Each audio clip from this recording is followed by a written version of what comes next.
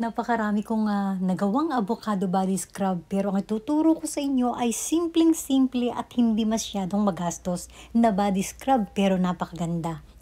Kung ano yung gusto nyong texture ng body scrub, ito ay ang avocado, olive oil, lemon, body soap at ang sugar.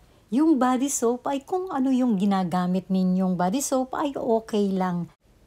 Kung ang finale ng ginagawa ninyo ay medyo malabnaw pa, ay dagdagan nyo na lang ng granule sugar. Well, mas maganda yung bineblend kaya lang ituturo ko sa inyo yung walang gasto sa kuryente. Durugin lang ng gusto at lagyan ng lemon kaagad dahil ang avocado ay nangingitim to. So kung lalagyan nyo kaagad ng lemon ay matatanggal kaagad ang pangingitim nito. Lagyan ng olive oil, syempre ito itansyahan. Ito ay haluin at lagyan ng sugar at saka kung gusto niyo ay lagyan nyo ng milk. Ito ay haluin mabuti bago lagyan ng body soap. Kung ano lang yung meron kayo ay pwede rin ang bar. Basta't gadgarin lang ninyo at ilagay dito ay okay lang.